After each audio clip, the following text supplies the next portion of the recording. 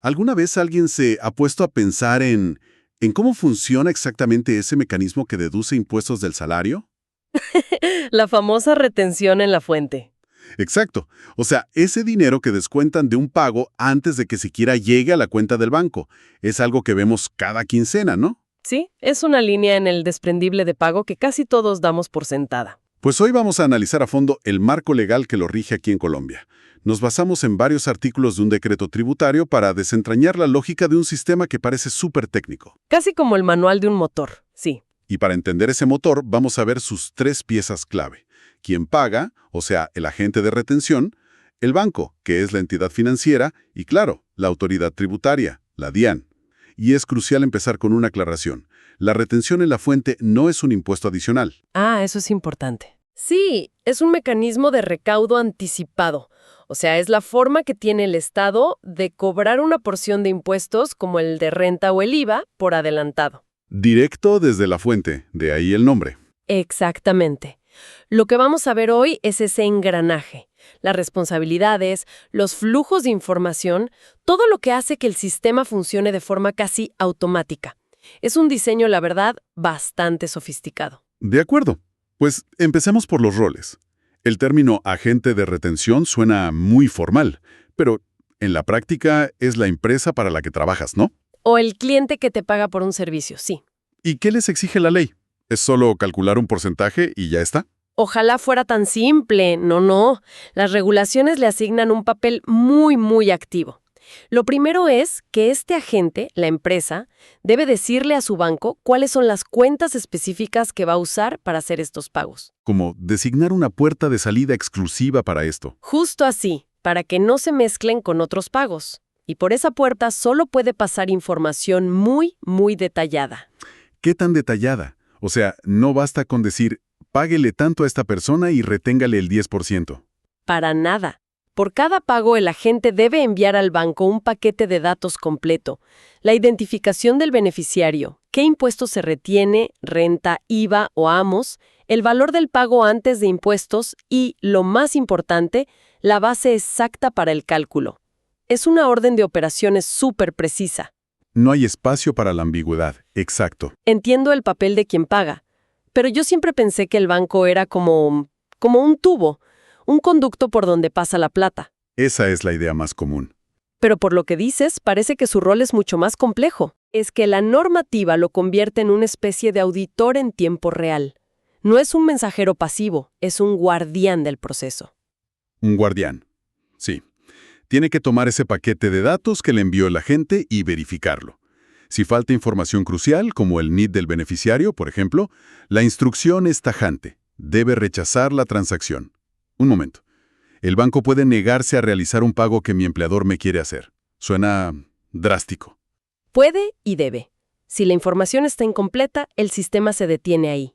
Y no solo es verificar que los campos estén llenos. Ah, hay más. Sí, el banco tiene que hacer una comprobación matemática. Debe confirmar que la tarifa que la gente indicó, aplicada a la base que proveyó, da como resultado el valor a retener. Si los números no cuadran, tampoco puede procesar el pago. O sea que el banco tiene corresponsabilidad en el cálculo. Exacto. Es un filtro activo. Esto me genera una duda.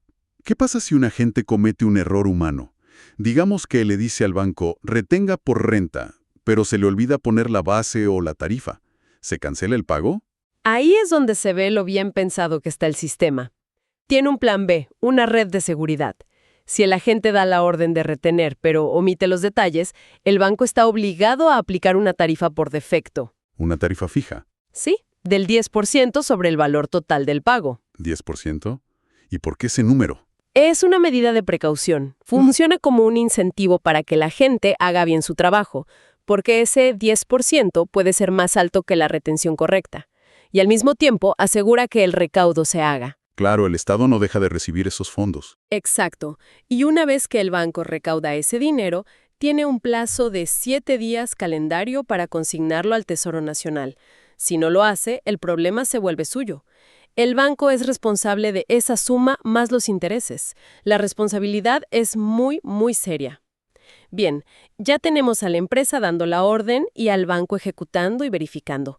Pero falta la pieza clave, la DIAN. ¿Cómo se entera de todo esto? ¿Espera meses a las declaraciones? No, para nada. El flujo de información es casi inmediato. Por cada retención, el banco debe generar un comprobante electrónico. Como un recibo digital de la operación. Eso mismo. Y contiene todos los datos. ¿Quién pagó? ¿A quién? ¿Cuánto? ¿Sobre qué base? Todo. Y ese comprobante es la clave de un sistema de triple verificación. Triple verificación. Eso suena a prueba de fallos.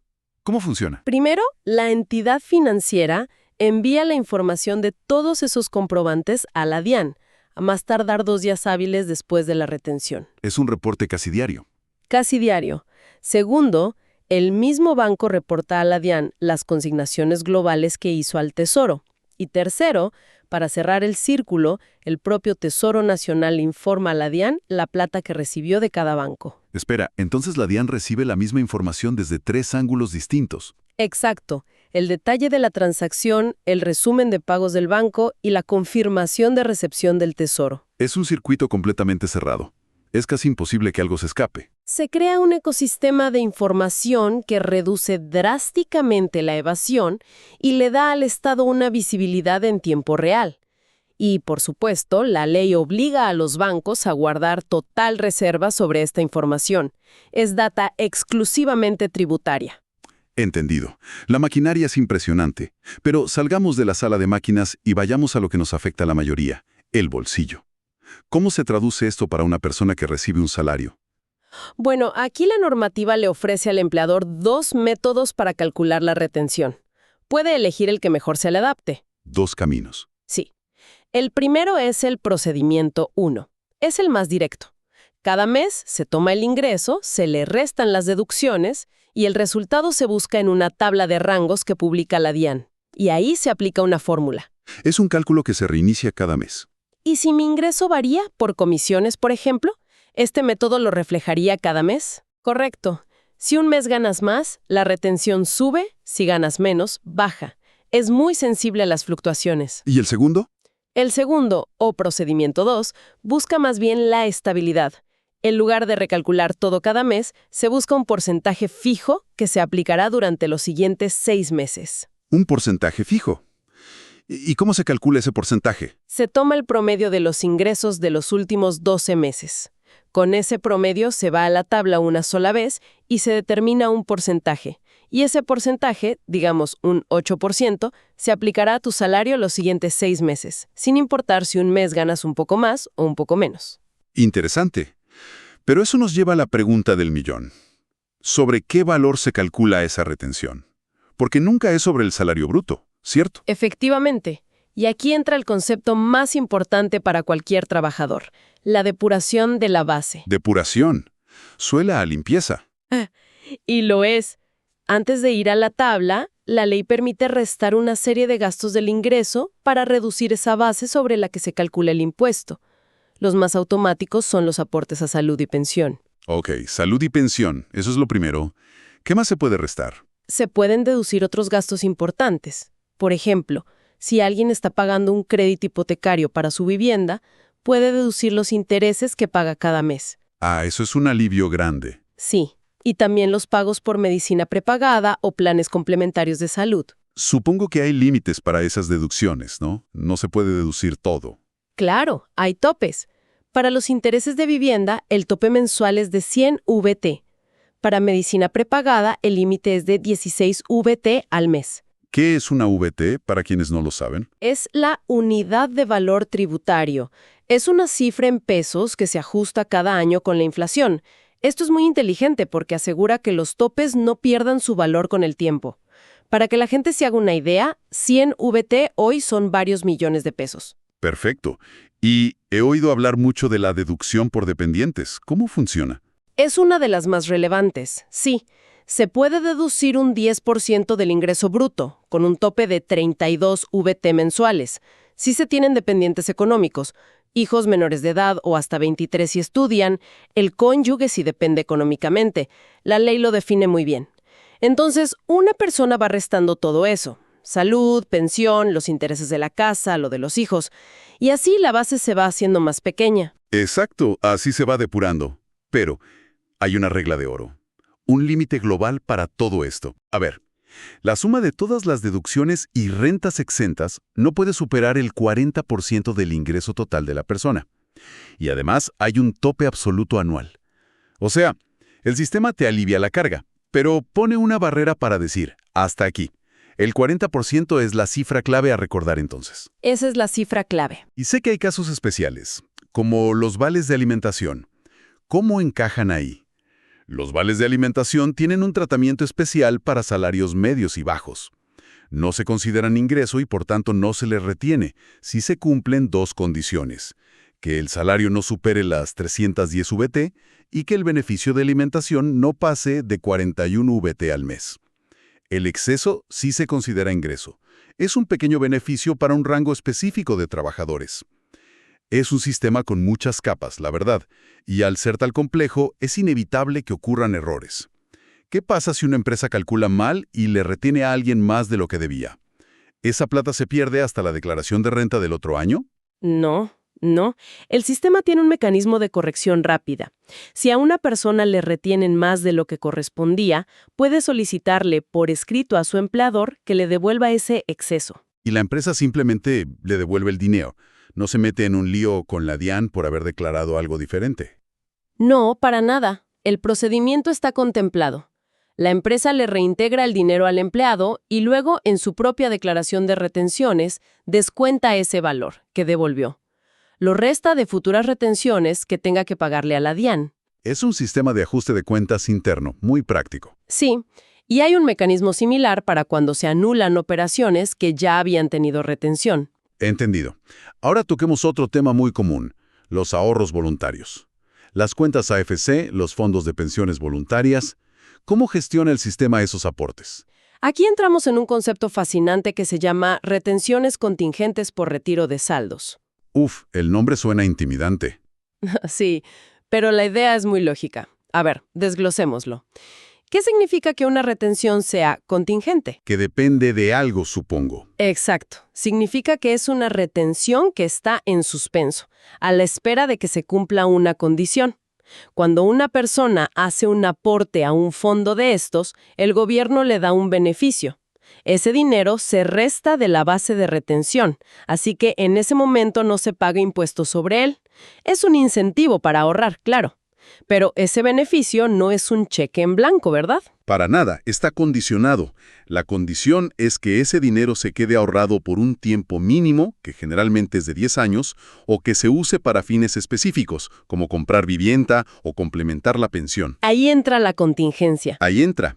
La entidad financiera lleva una especie de cuenta paralela, un registro del impuesto que la persona se está ahorrando con cada aporte. Es un impuesto que está, digamos, dormido. ¿Y qué pasa si necesito el dinero antes de los 10 años y no es para comprar casa? La entidad financiera mira ese registro, calcula la retención que estaba dormida y la practica en ese momento. Te cobra el impuesto que te habías ahorrado.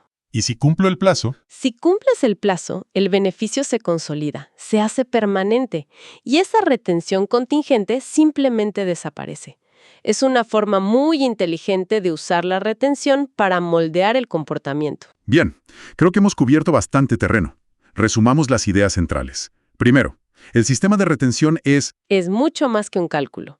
Es un mecanismo coordinado entre quien paga, el banco y la DIAN. donde el banco actúa como un auditor en tiempo real, con responsabilidades muy serias. Segundo, para quienes recibimos un salario, la clave no es solo la tarifa, sino entender la depuración de la base. Sí, conocer las deducciones permitidas, salud, vivienda, dependientes, y ese límite global del 40% es fundamental para saber de dónde sale el valor que nos retienen.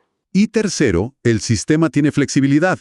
Incorpora procedimientos para corregir errores y usa mecanismos sofisticados como estas retenciones contingentes para incentivar el ahorro. Y esto nos lleva a una reflexión final, si te parece. Adelante. Todo este marco que hemos desglosado, con sus cálculos mensuales o promedios semestrales, está diseñado en torno a una estructura laboral muy tradicional, ¿no? Un salario periódico, predecible, pagado por un empleador.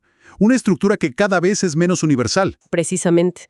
Nos movemos hacia una economía de proyectos, de trabajos independientes, de pagos instantáneos a través de plataformas digitales, transacciones fragmentadas constantes. Lo que plantea una pregunta inevitable. ¿Cómo se adaptará esta regulación pensada para la estabilidad del siglo XX a la fluidez del siglo XXI?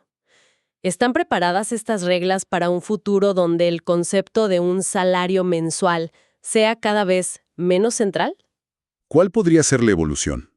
¿Hacia dónde crees que va? Quizá podríamos ver un sistema de micro-retenciones en tiempo real. Imagina un futuro donde cada pago digital, no importa si es por un servicio de diseño, por conducir un par de horas, lleve consigo una retención mínima, calculada y transferida al instante. Un sistema así haría obsoletos los promedios semestrales. El marco legal actual es robusto para la realidad que fue diseñado para gobernar, pero su evolución para abrazar la economía digital será uno de los grandes desafíos tributarios de la próxima década.